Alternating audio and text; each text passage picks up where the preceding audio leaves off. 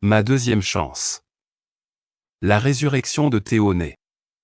Théoné a grandi à Navajo Nation, pas loin des quatre coins des États-Unis. Il vit toujours dans ce lieu.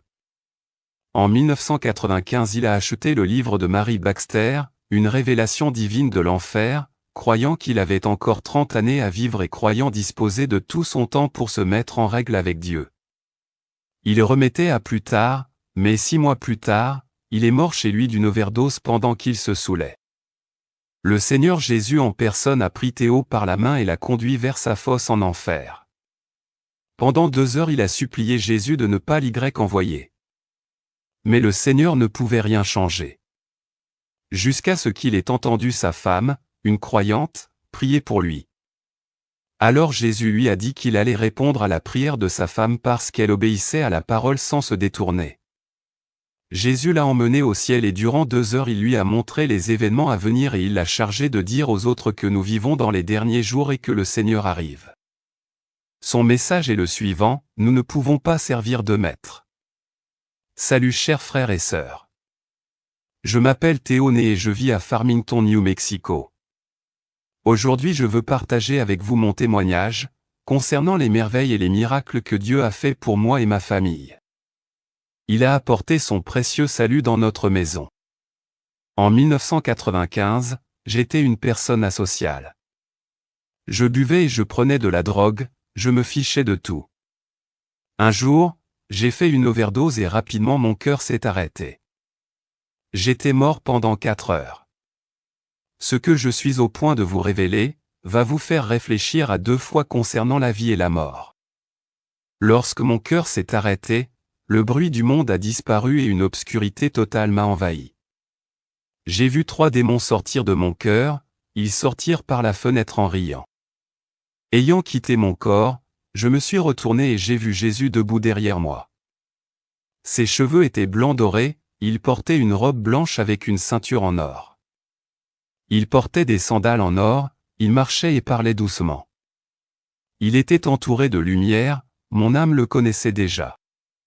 Je me suis dirigé vers lui et je lui ai demandé: Jésus, où étais-tu? Je te cherchais. Il m'a répondu d'une voix douce en me disant: je ne t'ai jamais quitté, j'ai toujours été à tes côtés. J'attendais toujours que tu te repentes et que tu fasses la volonté du Père. Vous savez, j'étais appelé à prêcher il y a quelques années. J'ai dit au Seigneur que je répondrais à l'appel mais au lieu de cela je me suis enfui. J'ai dit que je ne pouvais pas le faire et que j'étais trop jeune. Quand Dieu vous appelle et s'interfère dans votre vie, vous n'avez d'autre choix que d'accepter. J'ai dit à Jésus que je croyais que j'avais encore 30 années à vivre. Il me dit: viens, tu as tant de choses à voir. Il m'a pris par la main, ensuite nous sommes descendus par un chemin. Il faisait sombre et Jésus était lui-même la lumière. Aussitôt j'ai vu des démons autour de nous. Ils essayaient de me saisir, mais je me suis accroché à la main de Jésus comme un enfant. Il était ma seule protection. Ensuite, il a commencé à me parler. Il me dit: sache que le Père est en colère contre toi. C'était parce que je me suis éloigné de l'Église et je me suis enfui comme Jonas. La Bible dit que Jonas a été appelé à prêcher, mais il s'est enfui loin de Dieu. J'ai fait la même chose pendant tant d'années. À présent le temps s'est écoulé. Je savais que j'étais mort dans mes péchés, et il était trop tard. Pendant que nous marchions, Jésus m'a parlé de beaucoup de choses et je lui ai posé beaucoup de questions.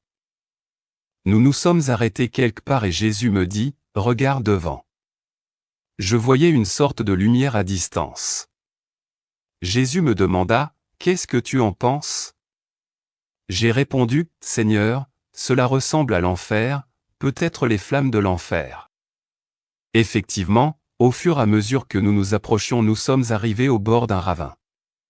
La saillie était environ de 2 miles de profondeur et d'environ 3 miles de travers. Tout au fond je pouvais voir les flammes, tout était de couleur rouge-orange. J'ai commencé à trembler, j'avais peur. Je savais que j'allais finir par me retrouver au fond du ravin. Jésus m'a dit de regarder au fond. Je ne pouvais même pas regarder, j'ai commencé à pleurer et courir derrière Jésus. J'ai commencé à me repentir et à supplier le Seigneur de me pardonner. Je prêcherai maintenant, Seigneur, donne-moi une autre chance. Je pleurais comme un bébé. On a continué jusqu'à ce qu'on arrive au fond de la fosse. J'ai vu beaucoup de choses qu'on ne peut décrire avec les mots. L'endroit était rempli d'âmes humaines, il y avait des démons partout. La Bible dit dans Ésée 5 verset 14, « C'est pourquoi le séjour des morts ouvre sa bouche, élargit sa gueule outre mesure, alors descendent la magnificence et la richesse de Sion, et sa foule bruyante et joyeuse. » Des âmes étaient tourmentées dans les flammes. Il y avait des cris et des pleurs partout. Il n'y avait aucun espoir pour les âmes perdues. Pourquoi? Parce qu'ils ont rejeté Jésus. Certains ont attendu trop longtemps. Beaucoup s'éloignaient de l'Église et ont fui Dieu. S'éloigner de Dieu vous conduira en enfer. Une fois là-bas, vous ne pouvez jamais en sortir. S'il vous plaît, j'aimerais que vous leviez votre main en disant au Seigneur, « Ne permets pas que ceci m'arrive. » Nous avons continué à marcher et j'ai vu des centaines et des milliers de fosses. J'étais en train de pleurer et crier jusqu'à ce qu'on arrive devant une fosse qui était vide. Il y avait des flammes qui surgissaient de la fosse. Jésus me dit, « Voici la fosse que le diable a creusée pour toi. » J'ai commencé à hurler. J'ai crié, « Seigneur, je ne veux pas y aller. » J'ai pleuré et je me suis repenti, en suppliant Jésus de me donner une autre chance. J'ai crié comme Jonas l'a fait dans le ventre de l'enfer. Dans Luc chapitre 16, on y lit l'histoire de l'homme riche et Lazare. L'homme riche avait tout ce qu'il voulait. Un pauvre nommé Lazare était couché à sa porte, couvert d'ulcères, et désireux de se rassasier des miettes qui tombaient de la table du riche, et même les chiens venaient encore lécher ses ulcères. Le pauvre mourut, et il fut porté par les anges dans le sein d'Abraham. Le riche mourut aussi, et il fut enseveli. Dans le séjour des morts, il leva les yeux, et tandis qu'il était en proie au tourment, il vit de loin Abraham, et Lazare dans son sein. Il s'écria, « Père Abraham, aie pitié de moi, et envoie Lazare, pour qu'il trempe le bout de son doigt dans l'eau et me rafraîchisse la langue, car je souffre cruellement dans cette flamme. » Abraham répondit, « Mon enfant, souviens-toi que tu as reçu tes biens pendant ta vie, et que Lazare a eu les maux pendant la sienne, maintenant il est ici consolé, et toi tu souffres. D'ailleurs, il y a entre nous et vous un grand abîme, afin que ceux qui voudraient passer d'ici vers vous, ou de là vers nous ne puissent le faire. » Le riche dit, « Je te prie donc, Père Abraham, d'envoyer Lazare dans la maison de mon père, car j'ai 5 frères. 28 C'est pour qu'il leur atteste ces choses afin qu'ils ne viennent pas aussi dans ce lieu de tourment. » Abraham répondit, « Ils ont moi et les prophètes, qu'ils les écoutent. » Et il dit, « Non, Père Abraham, mais si quelqu'un des morts va vers eux, ils se repentiront. » Et Abraham lui dit, « S'ils n'écoutent pas moi et les prophètes, ils ne se laisseront pas persuader quand même quelqu'un des morts ressusciterait. Ô peuple, s'il te plaît écoute, ceci est une réalité, fais de ton mieux pour être en règle avec Dieu. » En sortant du lieu, on s'est retrouvé dans un endroit isolé. Jésus a dit, « Écoute. » Et j'ai commencé à entendre une femme, je pouvais entendre comment elle priait clairement et à haute voix, elle priait en disant, « Seigneur, ramène-le. Donne-lui une autre chance. Seigneur, il a 2 garçons à élever. Il est tout ce que je possède. Ne me l'enlève pas. » Est-ce que vous croyez que la prière dans la foi peut déplacer quoi que ce soit? La Bible dit que tout ce que tu désires lorsque tu pries, crois que tu l'as reçu, et tu l'obtiendras. Et la femme continuait à prier.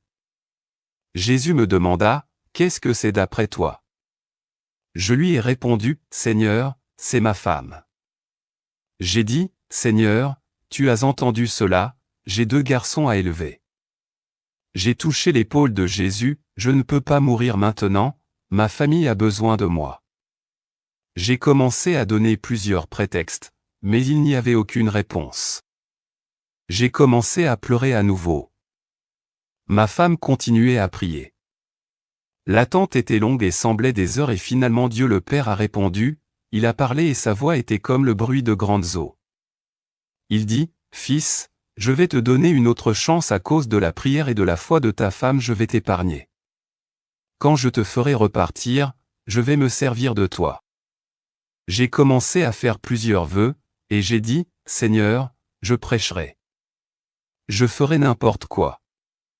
Je parlerai de cet endroit aux gens, je t'aiderai à sauver des âmes. » Nous sommes ensuite arrivés dans une chambre qui avait un écran géant comme une télévision.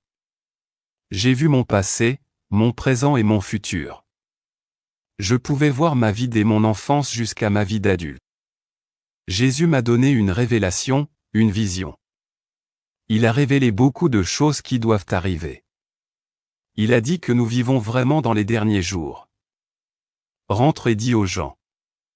Dis-leur de vivre correctement et de se repentir. Dis-leur qu'ils doivent arrêter de jouer avec moi et commencer à garder mes commandements. Il m'a montré comment les gens se cachaient derrière la Bible pour couvrir leurs actions et vivre dans le péché. Dieu peut entendre et voir toutes choses. Il dit que ces gens l'honorent des lèvres, mais leur cœur est éloigné de lui.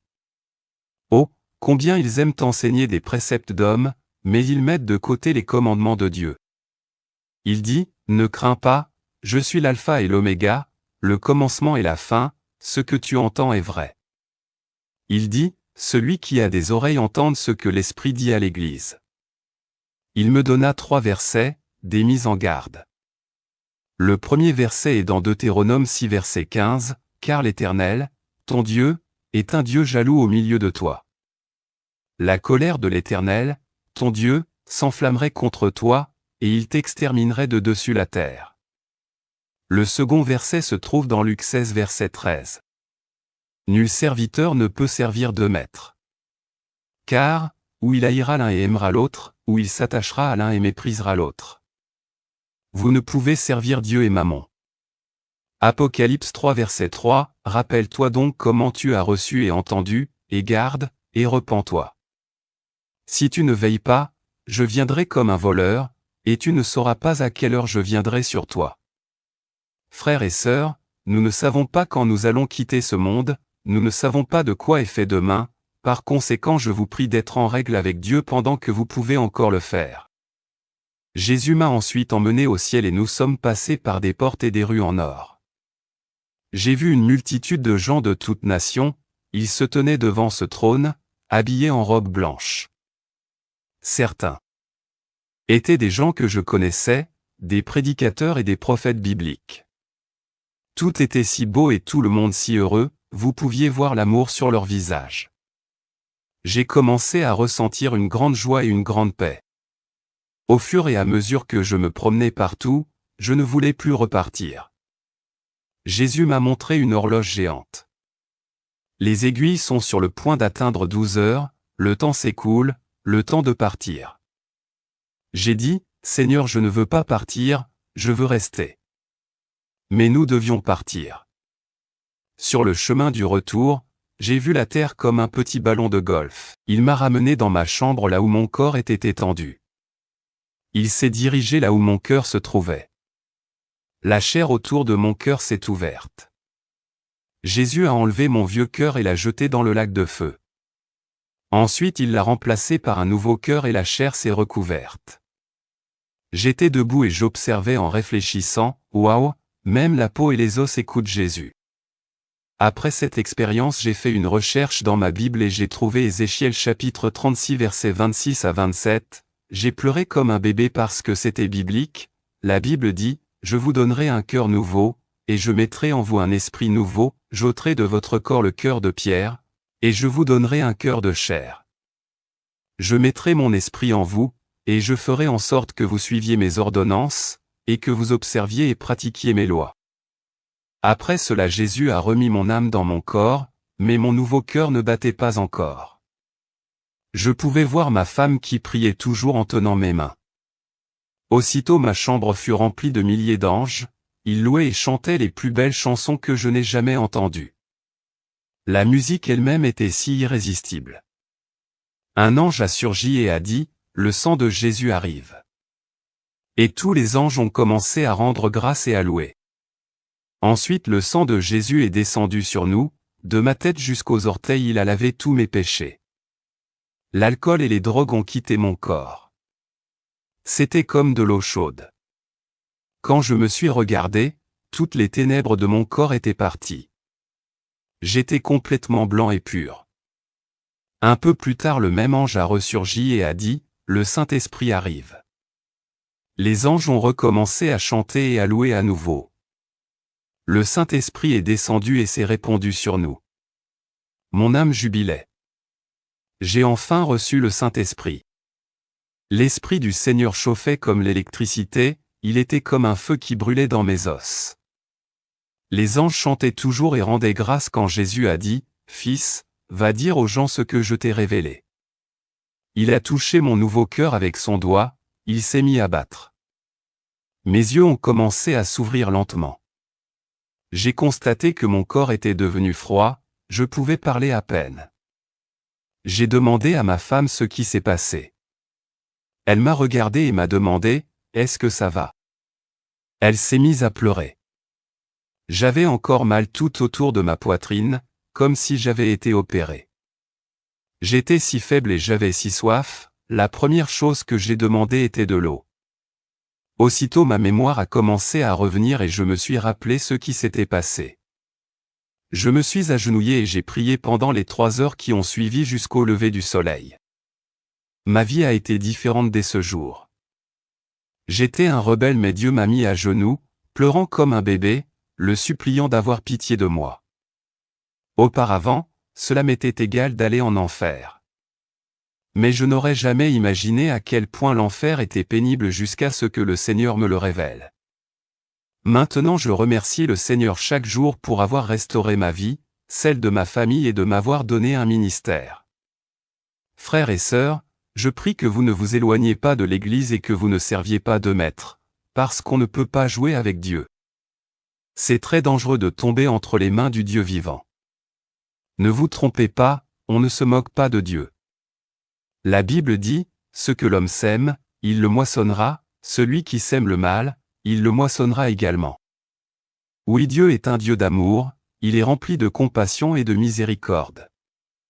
Il est le Dieu de la seconde chance, mais il est aussi un Dieu de jugement. La Bible dit qu'il est un feu dévorant. Alors vous devez être prêts, parce que vous ne savez pas quand vous allez mourir. La Bible dit dans Hébreux 9 verset 27, « Et comme il est réservé aux hommes de mourir une seule fois, après quoi vient le jugement, le jour vient lorsque nous allons tous nous tenir devant Dieu, et nos livres seront ouverts. » Vous allez être là. Tous ceux qui écoutent ce témoignage seront là. C'est le seul rendez-vous que vous ne pourrez jamais manquer. Ceci est peut-être votre dernier appel, ne vous rebellez pas contre Dieu. Réfléchissez ce sera soit le ciel, soit l'enfer. Vous ne pourriez peut-être pas avoir une autre chance comme moi. Cela s'est fait uniquement par la grâce de Dieu. Aujourd'hui je suis ici pour partager mon témoignage avec vous, je veux que vous leviez vos mains et que vous parliez au Seigneur, le remercier de vous avertir, le remercier pour sa précieuse vie. Si vous voulez être sauvé, vous avez besoin de prier, permettez-moi de prier avec vous maintenant, Seigneur Jésus, pardonne-moi. Je te reçois comme mon sauveur personnel. Viens dans mon cœur et dans ma vie.